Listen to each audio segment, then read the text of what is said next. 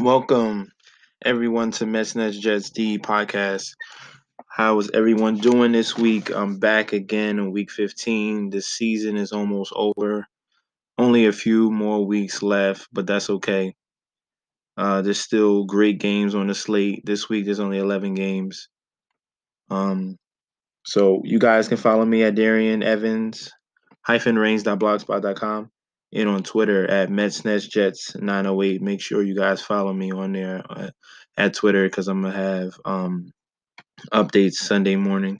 There's always gonna be breaking news, so just in case you get the latest news, just follow me and check before lock on my Twitter because there should be an update. All right. So last week we had great game stacks. And I'm back again with four games that I really love. For the first game, I'm gonna choose is gonna be the Titans versus San Francisco game. This game is very juicy, I think. Let's start at the quarterback position.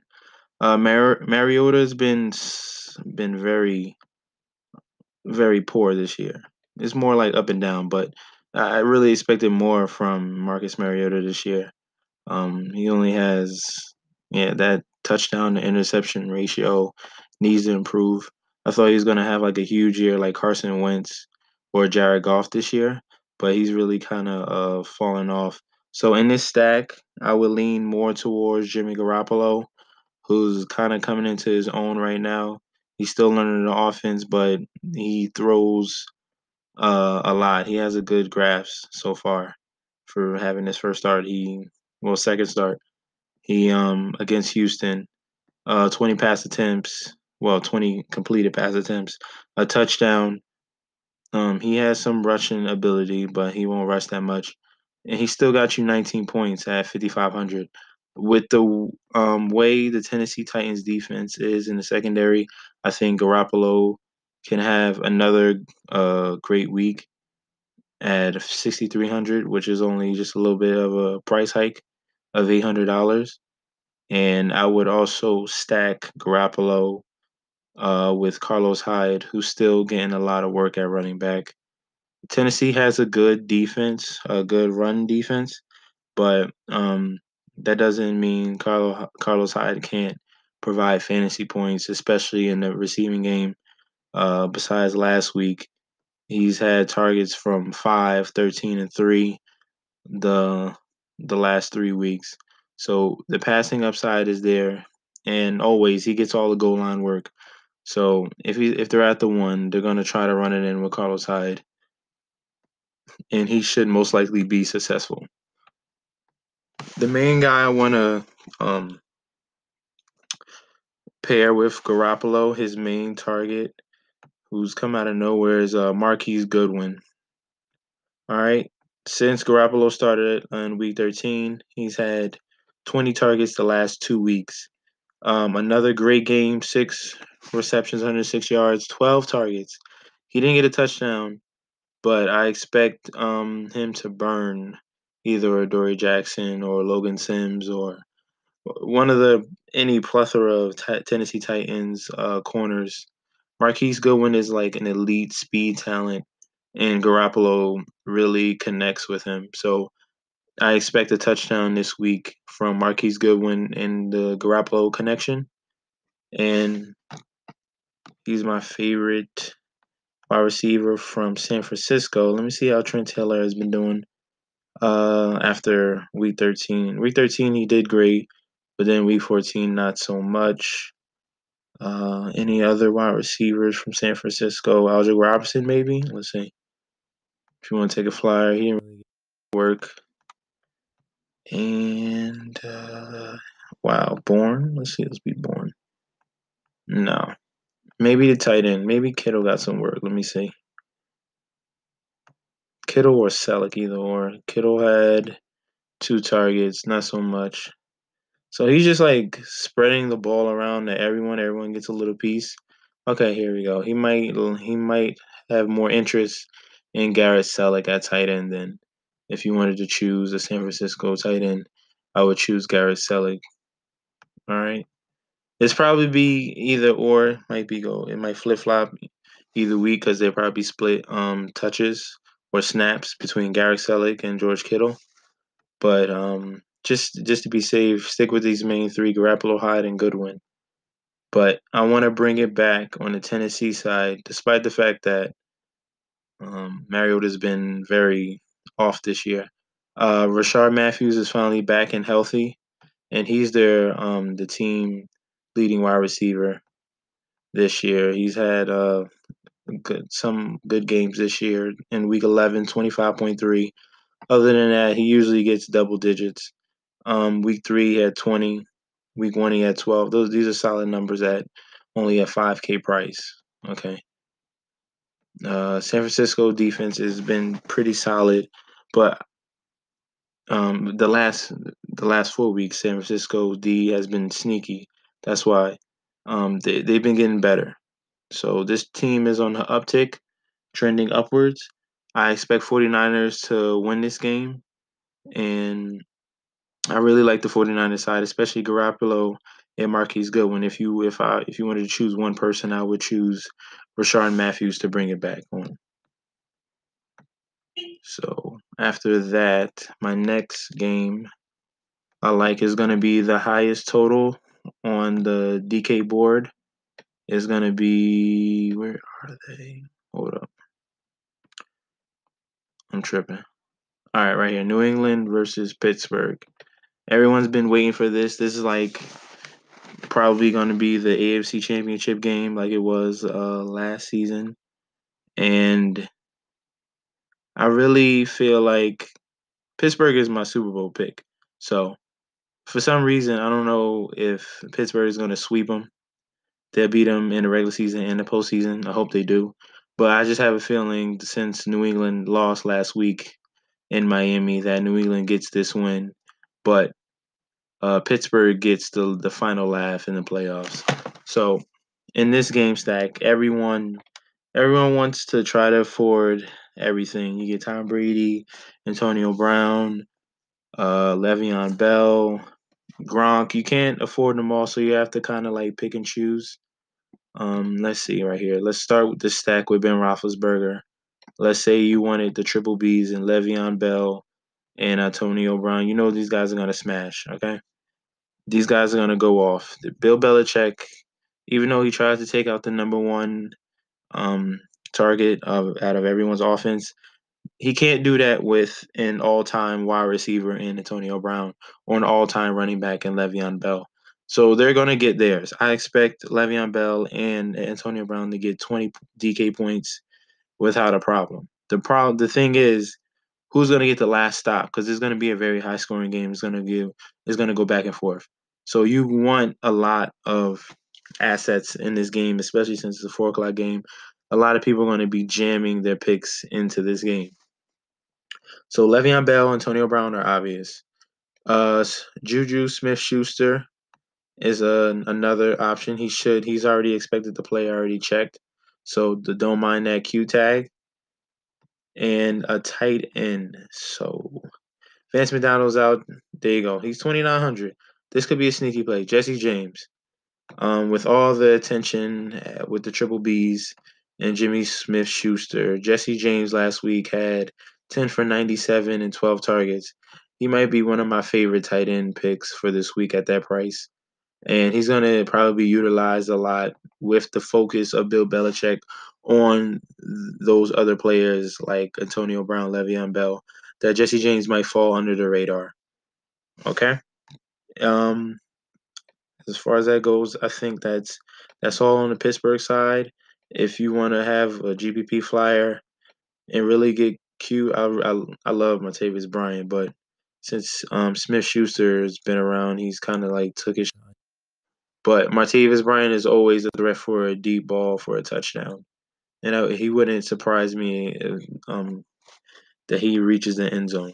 So to bring it back on the Patriots side, Gronk is an obvious choice. Okay. The Pittsburgh Steelers have a good defense, but they lost corner Joe Hayden. So I like out of this group between Cooks and Hogan. I'm leaning more towards Hogan because he's cheaper, and hopefully, since his injury comes, he bounces back. He was targeted a lot. He just didn't connect between Brady and Hogan, and I think Hogan bounces back. He was one of Brady's favorite targets. All right, and then if you want to choose a running back out of this three-headed monster, let's see, James White. James White, wow, he's out. He didn't get no rushing attempts. I want a guy that can get rushing attempts. Give me Deion Lewis. All right, Deion Lewis would be my choice from New England that will surpass all the other New England running backs in this game. I think Deion Lewis is going to be more utilized. He's a better rusher between the tackles. He has more yards per carry anyway when he rushes between all three of all the other two backs. So I like this game a lot. You have to have one or two people in this game. All right, there's obviously you can find someone else in another game. Hopefully you hit, but there's going to be a lot of ownership in New England and Pittsburgh, and I think that if you focus on Deion Lewis, Le'Veon Bell, Antonio Brown, and a sneaky play in Jesse James, you should be fine. Uh, a wide receiver I would choose from New England would my favorite one would be Chris Hogan over Gronk. I think Chris Hogan has a big game. All right, so that is my second favorite game, the New England from New England versus Steelers. The next game is another 4 o'clock game that I like. It's Seattle versus the Rams. We have red hot Russell Wilson who can't be stopped. It doesn't matter what defense he faces. Look at these numbers the last past 4 weeks 24, 24, 24, and 32. He's just so super consistent. And this is the time of year that you won Russell Wilson in December when it's that time, it's almost playoff time. He really shows up and shows out. At 7,300, his price has skyrocketed. I don't know why he got that. Wow, he got that price break last week because he faced the Jaguars and he still produced. So that was like a real great time to have Russell Wilson at 6,200 and just don't even think about the defense. It doesn't matter. So the Rams are a worse defense than the Jaguars. I'm starting to stack off with Russell Wilson, and I'm bringing it back with Doug Baldwin. This connection, they're in Seattle. They're gonna. This is gonna be the game where Doug Baldwin goes off. This might be my favorite stack between these two, and I might put that in the $1 million maker this week. Um, I'm really expecting a huge Doug Baldwin game like he used to, like this 29, that 10 that in 105 in a touchdown. I'm expecting that against the Rams. Okay, this is another. Excuse me. This is another shootout that I'm expecting. So Russell Wilson, Doug Baldwin, running back that I like. The Rams' weakness is in the rush game. Mike Davis has kind of emerged as the number one back besides Eddie Lacy and Ross. They've pretty much been getting nothing. Like one carry for Lacy last week. There's nothing. And Thomas Rawls he didn't even get any work. So this is Mike Davis backfield. Now Matt, you gotta have some of him at 4K. He's dirt cheap. This is a good matchup. All right. To bring him back, if you want another wide receiver between Richardson and Lockett, these are two solid choices. You can choose either or. Let's just put them in the video. Richardson and Lockett. The one would I prefer. I would prefer Richardson. He's more consistent, but Lockett has more upside. So if you want a huge ceiling, someone that can get you 30, you go Lockett. If you want someone that can get you 10 and 15 and you're good, you go Paul Richardson. All right. Then when Seattle gets into the red zone, Jimmy Graham is really their number one option. He's coming off a horrible game. He really didn't do much. Jacksonville, they kind of bottled him up. He should be getting on that touchdown run. Like I said, when they get in the red zone, Jimmy Graham is the option. As you see, week 13, touchdown. Week 12, touchdown. Week 11, touchdown. Week 10, 2 touchdowns. Russell Wilson has a great connection with Jimmy Graham. He looks his way. He's like a guarantee. You throw up the ball. This guy's like 6'6", 6'7", and he's gonna just dominate whoever's on him, and he's gonna come down with the ball. So let's just minus them out. This is the main core that I like out of Seattle: Russell Wilson, Mike Davis, Baldwin, and Graham. Okay, that's the main four. Now, when you want to bring it back on the Ram side, obvious, Todd Gurley's a beast. I touted him last week. Despite what anyone else said about Philly's number one rush D, blah blah blah blah blah. I don't care. Todd Gurley is a monster. As you can see, he had 96 yards, 2 touchdowns, and he got receiving work for a total of 28.5. Like, come on, I told you didn't listen. But another option, Robert Woods is back, and he's cheaper than Cooper Kupp, who's been a number one. But before Robert Woods' shoulder injury, um, Robert Woods was the guy, averaging 14.8 DKP a week. In his last game, he had this is why that's the number one wide receiver, 10 targets, 11 targets. This secondary is decimated. Let's see who they're gonna have on Robert Woods. Let's go to Los Angeles Rams right here in Fantasy Labs where I check the matchups. Byron Maxwell, oh my god, he's horrible. They got corny Byron Maxwell who they picked up, and he's back with his old team. Whoop de doo. Robert Woods is gonna toast. He's gonna burn Byron Maxwell easy. So I'm gonna have a ton of exposure to him because that's not even fair. Robert Woods is back. Golf should connect with Woods, and then as another option, let's see. They spread the ball a lot. They really don't have a main tight end. I would avoid the tight ends from here. And if I wanted to throw, I'd probably throw in another wide receiver. And out of those two, I'll probably choose. Let's see the matchups again. We got Shaq Griffin, and then we got Coleman on Cup. Cup is a high price. I'll probably choose. I'll probably go with. Let's see. Let me see something real quick. Go back down. Yeah, I'll probably go with Cup then. Cup as a second option, but it's really don't force that in. I really just prefer Robert Woods to bring it back in the Rams. So I'd like pretty much Gurley and Woods from the Rams in this stack. All right. So that's my third game. My last choice this week. This is more of my preference. Not going by anyone else's. This is what I like. Besides the Green Bay Carolina, which I think is going to be a great game. I really have a feeling that this could be that Flacco game that everyone's been waiting for, especially since Cleveland. Cleveland's defense has just gone to the wayside, and it's like a glaring problem now. First, I thought that McCourty was a lockdown corner, and then Devontae Adams happened last week, and he just destroyed him. So I expect Joe Flacco he has a good history against Cleveland because Cleveland sucks every year, and he should connect with Mike Wallace, who should play. Let's see what it says in DK. He's listed as questionable Sunday, was held out of practice Wednesday and Thursday, but he said he will return Friday and ultimately play Sunday. So you know, he's probably gonna play. There's gonna be, I'm gonna put up an update on Twitter once I get the confirmation. I'll put it up on Twitter, and you guys be notified. Just make sure you follow me at MetsNetsJets908.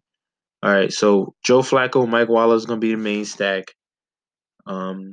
You can throw in Macklin, but the main guy in Baltimore is Mike Wallace.